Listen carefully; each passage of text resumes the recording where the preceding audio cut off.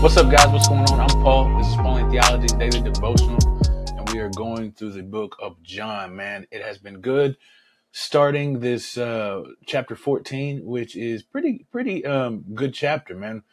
I hope you guys just loved the trusting in Jesus aspect of it, because that's what I'm here to do, and that's the name of the game. So we're going to continue on. And why we can trust in Jesus, obviously, it's because we understand and know more about who he is through reading the scriptures daily. So if you want to learn how to read the scriptures, if you want to read the scriptures, or you want to try and dive deeper into what the scripture says, you're in the right place, man. So I'm glad you're here.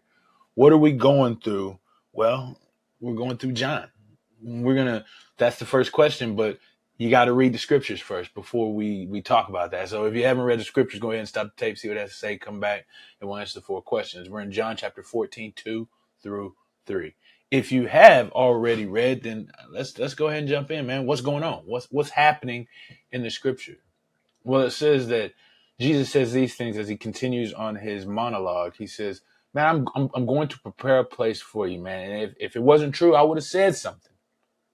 And he says, "And then if I'm going there to prepare it, he's like, I'm gonna come back and I'm gonna take you there."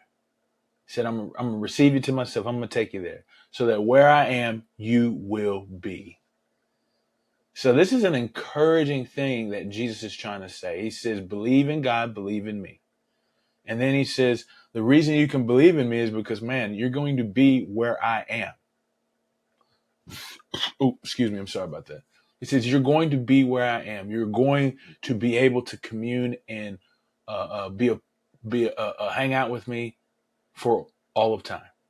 This is why you should not be worried. And so he's going to prepare a place, man. He is going to make a place. What's so incredible? What's so amazing about this is when I was reading through, it's how is he going to make and how is he going to prepare a place? Well, it's still through the means, or it's still through the reason why that they're going to be sad, or they're going to be hurt or broken. They're going to be afraid. It's because he's leaving them. He's going to the cross. And I haven't thought about that, man. It says he's going to prepare a place. And how is he going to prepare it?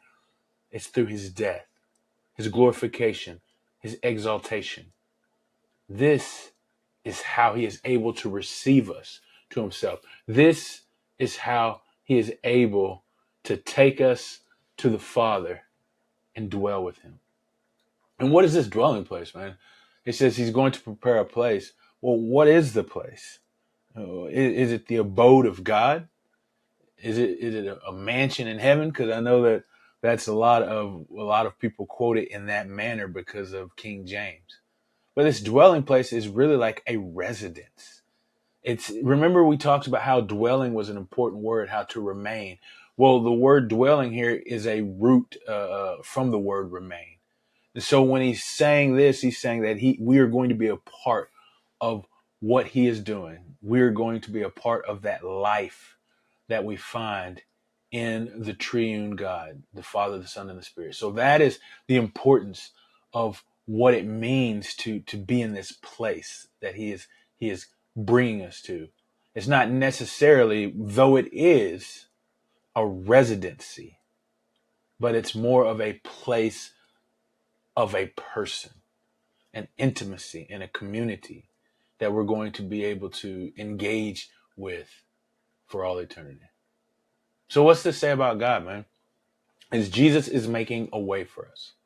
He is making a way that we might be reunited with the Father. And that has implications on his own. It's love. It's grace. It's power. It's all of these attributes are shown, which we've talked about many times, that all of these attributes are all found in the glorification of Jesus, the death and the resurrection of Jesus. And so when we see him do that, man, we see his infinite love. We see his wonderful grace, his powerful justice. It's all because he is doing this to make a way that we might be with the Father.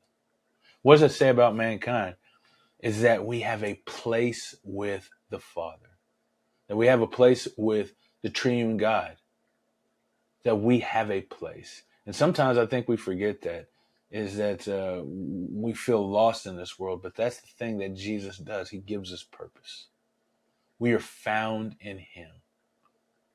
We are loved deeply and can become a part of this wonderful community that God is building and reshaping and changing and redeeming the world. So how do we apply these truths to our lives? Well, find comfort in the fact that God is making a place for you. Recognize the sacrifice that he has made so that we might be reunited with him, that we might be redeemed. Man, just marinate in that, remain in that. The word we've been talking about throughout this whole time is remaining. We're remaining in that. Fill your life with the knowledge of the love that God has for us by his perfect example on the cross. He's preparing a place for you, man. I hope you want to be there. I appreciate you guys for listening, and I'll see you in the next episode.